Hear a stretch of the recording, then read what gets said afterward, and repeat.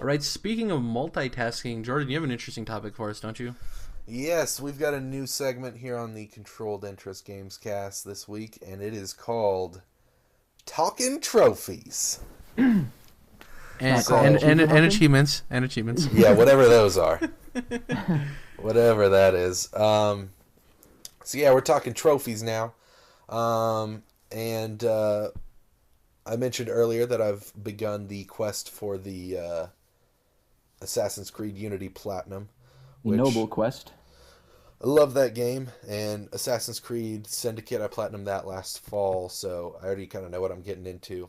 They're not super hard, they're more just like time consuming. It's about getting all the collectibles, completing all the challenges and the main missions, um, just various stuff like that, killing people a certain way or whatever. Excuse me. So, I guess tell me about how you guys, go about getting trophies or achievements, and tell me like how into it you are. Would you consider yourself a trophy hunter? Would you consider yourself an achievement hunter, or are you more just like casually enjoying it when something pops in the middle of your game? So I'm a huge achievement hunter. I love it. It just for me, you're probably the same way, Jordan, in the sense of like I'll play through a game, and if I really enjoy it, I want to have that like marker of like I super enjoyed this game, right? Like I love this game, so it's like if I can have a platinum or if I can have a perfect gamer score on it, that shows to me personally that I love this game. And when other people look at it, most of the time people think that like, oh, it's like a dick measuring contest. What's the point of achievements or trophies? And to me, it's like it's not for other people. It's for me. Like I want to see what I've accomplished. The thing that sucks is I'm hovering right now at about 80K gamer score, which I am in the top percentile. I was reading this thing for the 10-year anniversary of Xbox Live. They released statistics and they gave you your own statistics. And for me having 80, there's a lot of people with a lot more achievement score than I have. For me having almost 80K, I was in the top like 6%, I think, of all Xbox gamers, which is Jeez. insane to me because I don't think my score is that high. But the way it works for Xbox is a game will come out with 1,000 gamer score usually, and each achievement has a different score to it. So kind of like in the sense of like there's bronze, silver, golds, and then a platinum, right? There's no platinum trophy on Xbox, but it's like, your bronze trophies are worth 5 or 10 points. Your And thank you, silver- Jared, for explaining to us why the trophy system is so much better than the achievement system. I have to disagree. There, you just said there's no such thing as a platinum, and you gotta like complete the score for it to be you're technically considered platinum or whatever. No, we got platinums, we got golds, we got silver, bronze. You know exactly where you stand. They're not even in order when you go on a game. Like they're not even like put nicely. Like I've seen lists for trophies, and it's like there's like a silver and then a bronze, and like I don't know. I just don't like the way it's formatted. But Yeah. to each their own. If I would have started on PlayStation, I would have loved trophies. Actually, I owned a PlayStation 2, and then 360 was when I made the jump. Traitor. I think it's so satisfying to hear the bloop, and it's probably I don't know what the notification is when you get a trophy, Same thing. but it's probably satisfying when you get that right. Yeah. For me, it's just like I wouldn't say I'm hardcore. I'm not like the people with like 300 gamer score, but I'm not very casual about it. I do enjoy it, and I'll go back to games and I'll be like, that's weird, I don't have this achievement, and I'll go and get that specific achievement. I have these weird things too where I make sure to complete certain titles games. So like the last like 5 Maddens I have perfect scores in just cuz. Yeah, I think it's fun. It's kind of like an add-on. I think if Nintendo implements this in their system, I think it'll be great for all Nintendo fans. If the console's worth buying, that is. But like that'd be cool if there was something retroactively too with your Nintendo account. It's a cool legacy thing, right? It's like I've played for this long. And I think that's one untalked about thing that puts Xbox and PlayStation above Nintendo is you have this legacy profile. When you go to Nintendo, it's like there's no legacy there. You can talk about all these games you played, but there's not like a hard set legacy that you can look at that's public to everybody. It's kind of weird to me considering Nintendo's known for being like the grandfather. It's really weird. That'd be cool. I could just imagine like the kind of like achievements for like a Legend of Zelda game, you know? Yeah. Yeah, so for me it's definitely not passive, but it's not super hardcore. I enjoy getting achievements, and I love perfecting games. There's nothing like it. It's just a cool I don't really feel finished with the game unless I've perfected it. Like, even if I complete a game, loved it, if I see that there's achievements I haven't unlocked, it feels like, ugh. Like, I don't even want to see it because I know I didn't complete the game to its full potential. So all right. For me, I'm glad they exist. Actually, first of all, really quick, obviously when you platinum a game, I mean, you call it a platinum. What's the vernacular on Xbox? You just 100%ed perfected. it? Perfected. Yeah. Okay, I guess I'm not. I mean, I guess that says something right there. I don't even know like what you call that. Is that maybe I'm just out of the loop? But platinum to me is like synonymous with 100%, even almost like regardless of platform. Like I would say, Jared, did you platinum that game on Xbox? I mean, yeah, just like I wouldn't be opposed to somebody asking if I platinum something on Xbox. Like, right. And I understand it. It'd be like somebody asking somebody if they perfected a game on PlayStation. Like, it's not the correct verbiage, or you know yeah. But yeah. So for me, the amount of time it takes to platinum a game is just it rarely fits in with. I mean, not that I don't have enough time, but like I don't have enough time to play that game for that long. Yeah, I guess. Yeah. I mean, I've actually only platinumed one game, and it was Dark Souls 2. Actually, I did Dark Souls 1 as well. That's a hard platinum. That was a hard time. Dark Souls 2 was actually really easy. Oh, they said Dark Souls. I didn't know you said Dark Souls. Yeah, my bad. Yeah, both of them. Sorry. Yeah, the original Dark Souls was an extremely hard platinum because there was this one like slab of stone that you needed to upgrade certain weapons, but you only could get one for a playthrough. It was ridiculous, and you needed like 5 of them to upgrade this weapon to the, you know what I mean, to get the actual achievement. Dark Souls 2 was much easier. Bloodborne, I came like so close to getting the platinum, but the Chalice dungeons just like they destroyed me. I've never been so frustrated with anything in my life. Like, you get half your health bar and the bosses are 5 times as hard as usual. It's just it just makes you want to do horrible things to people. Like Fallout 4's platinum isn't that hard from what I've heard. Oh, except for the settlement trophy. The settlement thing, yeah, but they've had there's workarounds now to that. So I'm like 50% to it. I'll probably grab it. I'll probably grab the platinum on that. But yeah, I've not really been into doing it that much. I mean, I just I wish I could. I don't know, because there's some games that are great games. The Last of Us, you know, I think this is like one of the greatest games ever made. There was just no way I was ever getting that trophy list is garbage. There was just there was no way. Up. Like, there's few games I like more, but there was no way I was getting that platinum. No.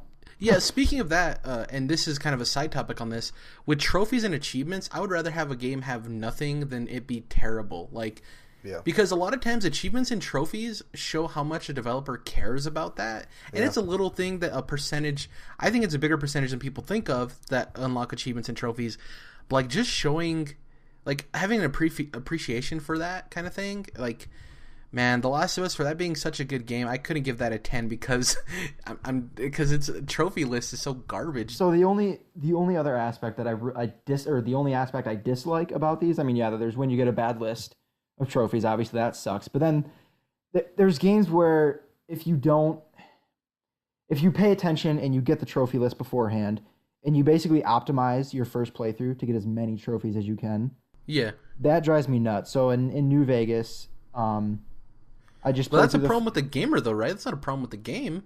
No, not necessarily. Well, yeah. I mean, it's a me problem, right? If I choose to optimize my playthrough so I can get the most trophies I can each run, I think that can. To me, it's like I'm taking away from the experience. Granted, I'm doing it myself, but it's taking away from the experience. Like, I'm not playing it how I naturally would, just going through and doing whatever. Instead, I'm going through things in a specific order as outlined by this guide I looked up online. And saving at this specific spot and then coming back and making a different choice. I don't know. It just, to me, it can take away from the experience if you do that to yourself. No, and it depends on the list again, like what trophies there are for that game. But there are scenarios where I think it can harm the experience that you're getting. I totally get where you're coming from, Dom, because it may be partly the gamer's fault, but you have to think about like a big thing is missable trophies. Yep. And also, like what you're talking about with the stone slab in Dark Souls, not necessarily missable, but ones that if you don't do it on your first playthrough, or if you don't do it a certain way at a certain time, it can just make it like blisteringly difficult and really annoying. And Dark Souls is notorious for that kind of stuff in general. If you do, if you talk to one person at the wrong time, or Right. if you kill an NPC, then everything is ruined and you have to start a new game.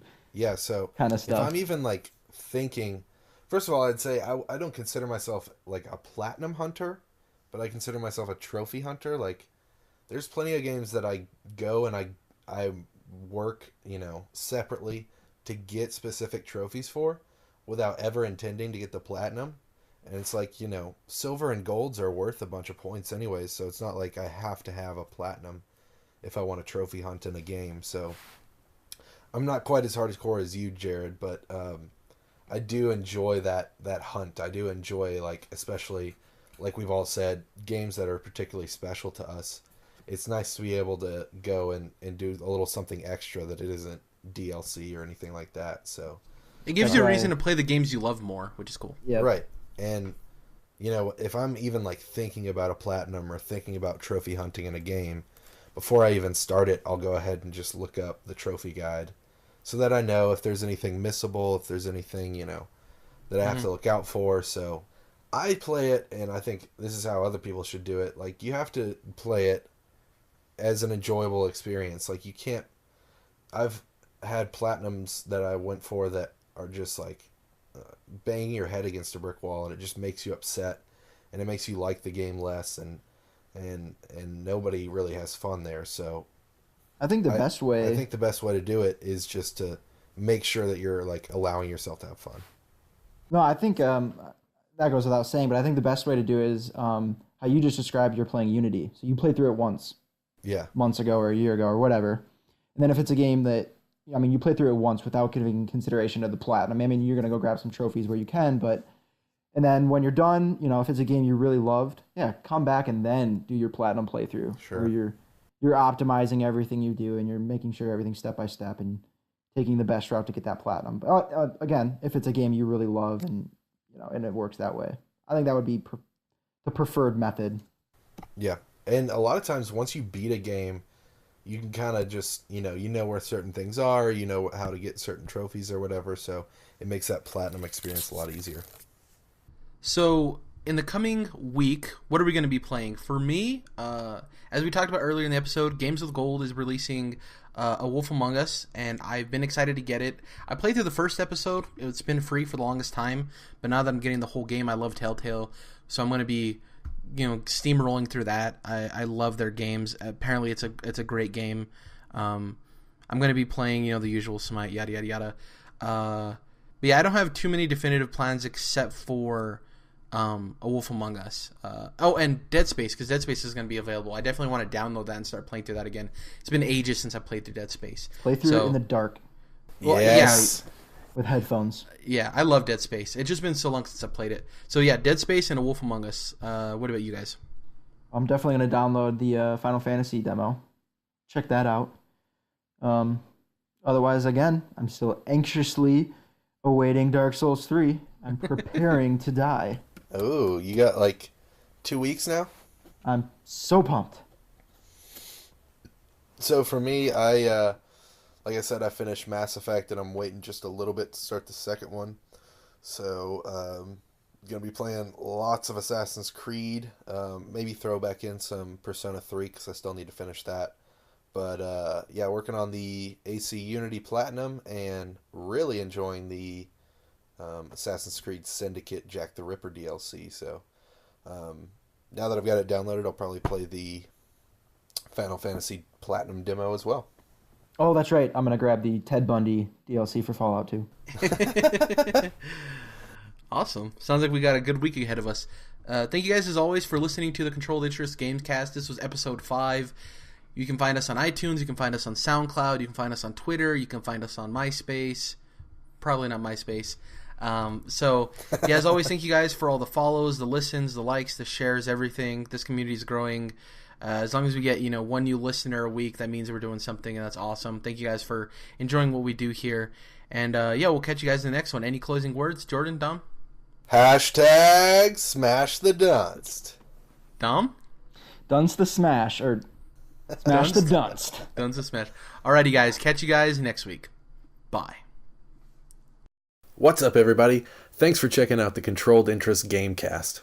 If you want to stay up to date, remember to subscribe on YouTube and iTunes, and give us a follow on SoundCloud and on Twitter at CTRLINT. Hashtag smash the dunst!